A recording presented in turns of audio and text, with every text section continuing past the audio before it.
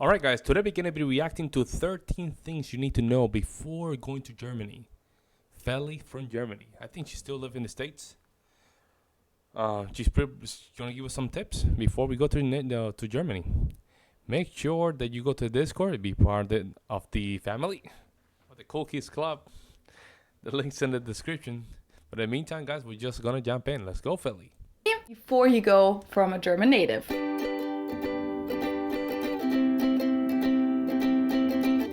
Hello, servus, and welcome back to my YouTube channel. My name is Felicia. I'm originally from Munich, Germany, but have been living in Cincinnati, Ohio, off and on since 2016. Now, traveling isn't really a thing right now. Wow, that's many years already. Wow, that's almost 8 years, yeah. Right now, but I know that many of you can't wait until that's going to be possible again. And I know that many of you are planning your future trips in your heads. And for all of you who've always wanted to visit Germany, or even move to Germany, I'm sharing some things that you should definitely know before you go. These are things that I usually tell friends who go to Germany for the first time, but I'm sure that many of you guys could benefit from this as well. The first one sounds pretty obvious, but believe me, people forget about this all the time.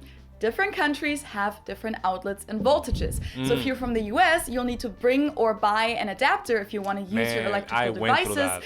I went through that.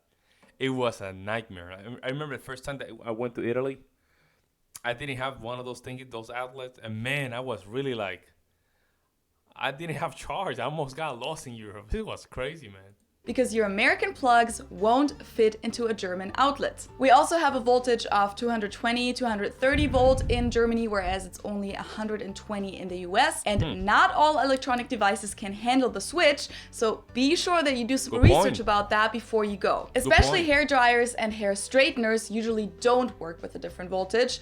I actually broke a hair straightener once because I tried using my German one in the US and that just made it stop working. What does work usually though is laptops and phone chargers and those kind of things. And even though I am obviously aware that the outlets are different, I totally forgot about it this past Christmas when I went home to be with my family because I got a new laptop recently in the US that came with an American charger, and I totally forgot that for the first time ever I would need an adapter that goes from American plug to German plug and not the other way around. But luckily my dad has a bunch of travel adapters and one of them actually fit. Then of course we also use a different currency in Germany. It's the euro, just like in many other countries in the European Union. And at least compared to the US, we also use a different measurement system, the metric system with kilometers instead of miles, etc. Even though the US really is the odd one out here. Okay, interesting. The next point causes a pretty big shock for many people who visit. Worse is if you go to the UK, which I went. You go to London. I went to London. I wanted to buy a couple of stuff there. I need to just get pounds, I think it was. And then that was confusing because when I went back to Italy, Austria. What was the first one? I think it was Austria first and then Italy. I don't remember, man. No, I'm sorry. It was London. And then from London, I went straight to Italy. And that was confusing. Man, I went to Paris. Paris? No, it was not Paris. I don't know, folks. I forgot. It was not Paris. Rome. I went to Rome, yeah. And that was kind of weird. Rome was weird. Very weird. It was interesting. You have to be careful in Rome, man. You have to be careful.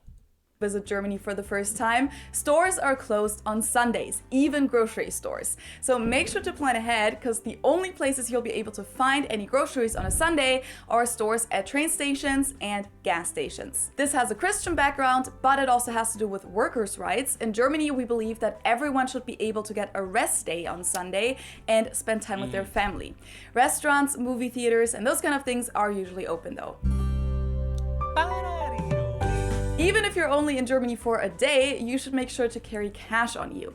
Germany has a pretty big cash culture, and there might be quite a few occasions where you won't be able to pay electronically, like when you want to get something at a bakery, a kiosk, small stores that don't accept card payments, or things like parking machines. You can either get some cash from the ATM in Germany, but be aware that there will probably be an ATM fee and a currency conversion fee if your bank account isn't in euros, or you can also ask your bank at home to get some euros to you before you leave. That might be the best option actually, because that way you'll also have some cash right when you arrive in case you need it. What you shouldn't do though is exchange money at the airport, because it'll be a lot more expensive. It's very expensive. I got ripped off, man, in the airport. My goodness, Lord. I got so ripped off that I couldn't believe in myself. I was like, man, I was changing the currency in Italy, and I was looking straight at the girl, at the lady, and I was like, man, I'm just witnessing my biggest ripoff ever, and I cannot stop it. I can't stop it because I need it. It was that crazy, man. Damn, how do you cut something out in Photoshop? Can you help me? Just have an expert explain it to you on Skillshare. Hey, do you have any marketing knowledge? I think it will probably be I'm gonna allow the ad to play through. If you guys you want to skip it, you can do so. But I just want to make sure that respect the content creator. a lot more helpful if you took a marketing class on Skillshare. Can you at least help me organize my closet? Okay, all jokes aside, before I tell you what you need to know about driving in Germany, I'd like to introduce today's sponsor, which is, you guessed it, Skillshare. It's an online learning community with thousands of video classes where you can either discover new skills, deepen existing passions, or just get lost in creativity. In addition to the things I just mentioned in that little conversation with myself, you can also learn about music production, entrepreneurship, painting, dancing, languages, and much more. Back in October, when I launched my podcast, Understanding Train Station, I took the class Podcasting Secrets, How to Start Your Own Podcast by Nicola Matthews Okomi, which gave me a lot of helpful tips, especially about the things that were completely new to me, like the hosting and publishing process of the podcast. The cool thing is that Skillshare is curated specifically for learning, so the classes come with learning materials and have a consecutive curriculum with different chapters, and there are no ad breaks. If you would like to join Skillshare as well, make sure to check out the link in the info box below, because the first 1,000 of my subscribers to click the link will get a free trial of premium membership so that you can explore your creativity. And even without that offer, it's less than $10 a month with an annual subscription. Go ahead. Not bad. Now let's talk about what you need to know about driving in Germany, because there are a few differences that you should be aware of before you get behind the wheel. The first thing is that gas is a lot more expensive in Germany than it is in the US. It's about 3 times as expensive, so if you were gonna rent a car and just drive around Germany or Europe, that's not going to be as cheap as you probably expected. In fact, it might be a lot cheaper to get around by bus or train. We have a pretty good train system all over Germany and over Europe too. And especially if you're just staying within one city in Germany, public transportation might be a more convenient and less stressful option for you too, because traffic can be a little crazy, the drivers can be aggressive, and parking in a German city is usually a nightmare. When you need to get gas, you should know that. You know what's crazy? It's a nightmare here in the States too, man. If you go to a big city, you're trying to park a car, good luck with that, because you might just be in that place, or that might just allow you to be in that place for 30 minutes, or 2 hours, unless you have to put money in the parkimeter, what they call it? I don't know how they call it. You have to put like 25 cents, and I think they give you, 30 minutes per 25 cents? Or 25 minutes for 25 cents. I don't know, one of those two. And, yeah, it's bad too, man, so... It's not only in Germany, it's around the world. I don't know what we need to do to just fix that problem without charging people. Or just create like public parking. But again, I don't know. That would be an interesting solution. I don't know. You pump first in Germany and then pay afterwards, and you don't usually pay at the pump, but you'll have to go inside afterwards to do so. The regular gas in Germany is called Super, but of course you can always look at what it says inside of the gas cap as to what kind you should put in the tank. Then of course there are different driving laws in Germany, so be sure to check those out before you get on the streets.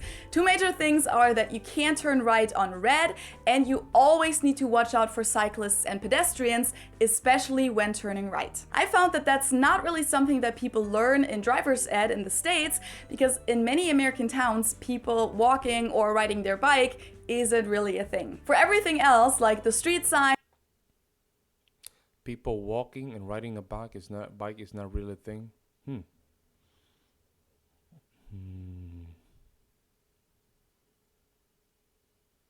I'm trying to think, because it is in certain areas. Walking and riding a bike is certain, especially in your New York City, riding a bike and walking Major thing, and you cannot turn and right. You cannot turn and right in New York. Wisconsin, you can turn right. If you live in Milwaukee, which is a city, you have a lot of people walking and riding a bike. However, you're in the countryside like me, you don't see that. You see people walking, riding bikes, but not as macro level, right?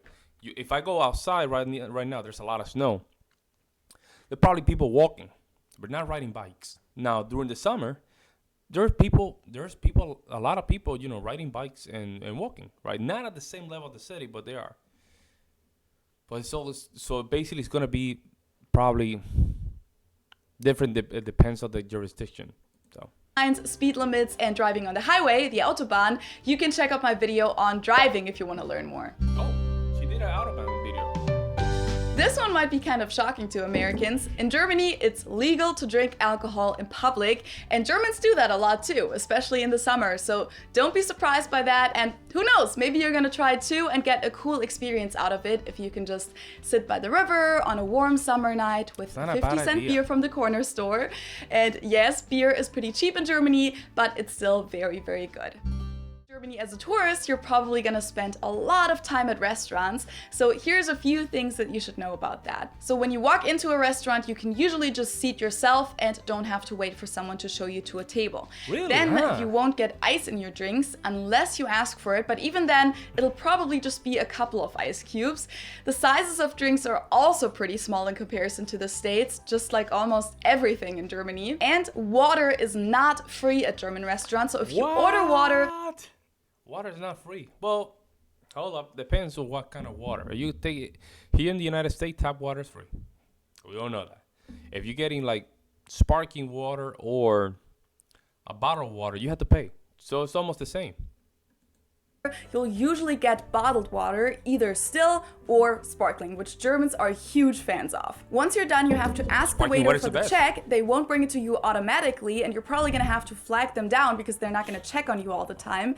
And then they'll usually have you pay right at the table, either with cash, or you can also pay with your card in most restaurants, but you'll have to let them know because they'll have to get the little device first. Now, when it comes to tipping, we tip around 10% in Germany, and the way it works is that you just tell the waiter directly what you want to round it up to. So if your check is 20 euros and you want to tip them 2 euros, you just tell them to make it 22 and you'll get the change for that. It works the same way with card payments too, so make sure to tell them the tip before you insert your card. Also, just a heads up, the waiters in Germany might seem kind of cold compared to the ones in the US. You'll have to flag them down if you need something, and they're probably not going to be as friendly, which has to do with the fact that they don't have to rely on tips as much, but also with the German customer service in general. Interesting. That's interesting, huh? That is interesting. What do you guys think about that? It's true because the Americans, it's like a commission base. They get people don't understand the concept of waiters here in the United States. Waiters do make money here. Think about it. If some of these people are getting $5 to $10 per table, and just they're serving 20, 30, 40 different tables. I mean, so I see some folks in some of these restaurants over here. They're serving like 5 or 10 tables at the same time, and they're getting $5 to $10 per tip. That's it. That's it, man. I mean, it's money. It's money. So that might be a reason why some of the servers are here more friendly-ish, because they need their money, right? So they have to, hey, how you doing? How can I help you? And Germany is like, hey, I'm getting paid. Like, okay, what do you need? You have to tell me now, because if you don't tell me now, I'm gonna go to the next one. Okay, this is what you want. Okay, I'll be right back. That's how it sounds. But I don't know. Let me know in the comment section. Please don't let it scare you off, but the customer service in Germany is pretty bad compared to the US, at least in my opinion. Really? I know that many Germans are going to disagree with me in the comments, but...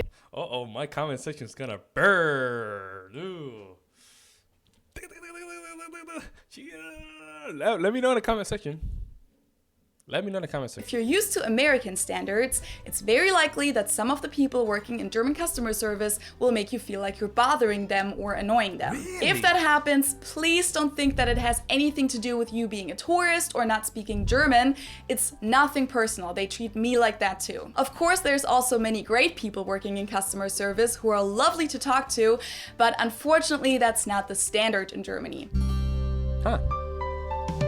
Painful. One of the most popular topics of complaint among tourists is that you have to pay to use the bathroom in Germany. Now, it's possible that that's going to be the case. Like at rest stops on the highway, you'll find these bathrooms with turnstiles, and at some public bathrooms, there will be a person sitting. I agree with that. I agree with that. I'm sorry, folks, but I agree with that. Why? Because some of the public bathrooms here in the United States are trash. So I think we should have some system like that to keep it clean. I agree with that. Sitting with a tipping plate, but that's not always the case, and at restaurants it's usually free. But yes, sometimes you'll have to pay for using a public bathroom, so it's always best to carry some change on you just in case. I agree with that.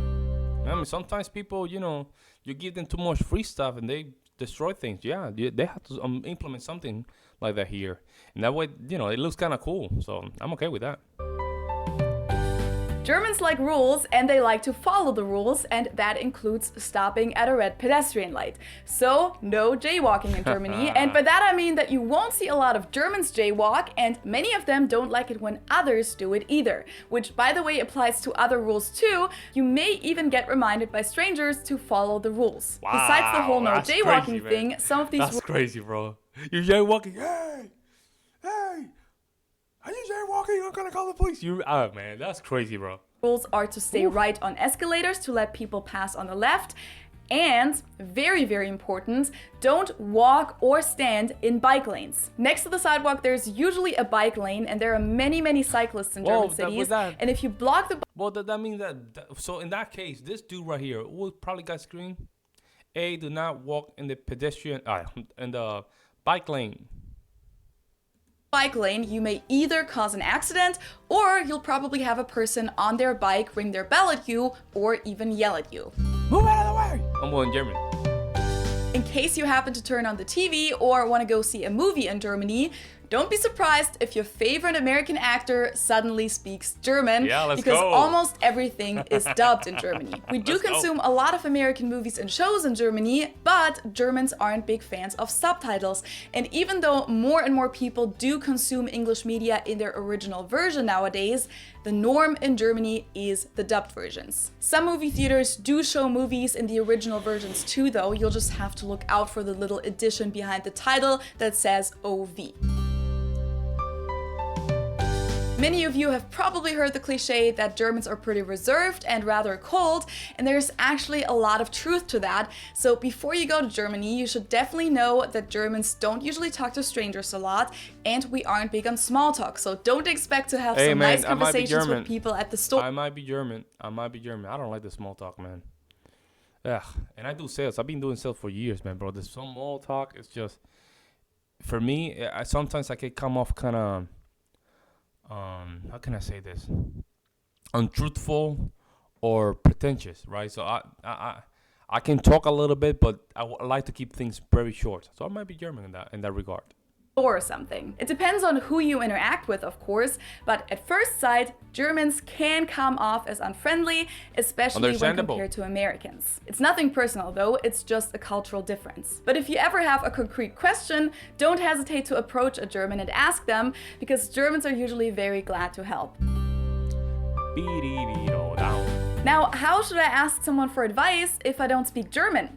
Well, most Germans do know some English. They may have a thick accent and may not be able to have a full conversation, but they'll definitely be able to, give you directions or tell you the price of something. Many Germans also speak pretty good English, so those of you who come to Germany and do speak some German and want to use it, don't be thrown off if you speak to someone in German and they reply in English. It's a thing that many Germans do, and I know that it can come off as rude in a way, but they usually just want to make life easier for the two of you because they know that German is a difficult language. Man, I'm excited, man. I'm telling you. Ooh, just learning some German, just go straight to the tiger's mouth, man. Oh, Oh, the lion's language. mouth. And if they think that their English is better than your German, they may think that they can make the conversation more efficient by switching to English. So please don't be offended by that. That's fine. If you really, really want to practice your German, I'm sure you can just ask them to stick with German. That's fine. The last point on my list is mainly targeted at people who want to move to Germany. Now, when you move into a new place, be prepared that it might come entirely empty. And by that I mean that there won't even be blinds, curtains, or light bulbs in it, and often... Yeah, because they keep it old school. That's why. That's why. Yeah, United States, we kind of spoiled. You see these houses, these new houses, they're everywhere. They're silent steel, white in the inside. They're now coming with a, dryer and washer, like you almost in space kind of thing, man. I think Americans are kind of spoiled, bro. Sometimes not even a kitchen. So the space where the kitchen is supposed to be will just have a bunch of cables and pipes stick out of the wall, and you'll be responsible for getting all of the appliances and cabinets. Also, leases are usually unlimited in Germany, unless it's like a sublease or something. But in the US, I found that a lease usually has an end date, 1 year in a lot of cases, and then you can either renew it or end it. You won't have to do that in Germany. Also, when looking for a place, you should be aware that a bedroom can be really small in Germany, so you should always look at the size of the room or the apartment and not just the number of bedrooms. And they have the little ruler, so you can use it right there and then. Because a 3-bedroom apartment in Germany could be smaller than a 1-bedroom in the States. Also, Really? bedrooms don't have closets in Germany, so you'll need a wardrobe or a dresser to put your clothes in. That's way too old school for me. My mom used to have one. That's way too old school. Way too old school. Even though some of these things do have their place. And I might just have to buy another one. It's not a bad idea, but that's way too old school for me. There are many, many more differences regarding German and American houses, so if you're interested in that, you can just click here and check out my video about differences at home. Hey, Felicia, nice job. Very good, very educated, and very important information. So it's better go, if you know English, fine, you can just put it in your back pocket, but I think this is a great opportunity to just learn the language and just put it to the test. Put it to the test. I think that's the best way to go. Man, let me know what you guys think of some of these differences, and let me know if you agree with her and someone heard this agreement. That would be interesting to know, to see in my comment section. My comment section can get fiercely and fire, and they can get as hotter than a volcano. So I'm okay with that. Let me know in the comment section. I will see you in the next one.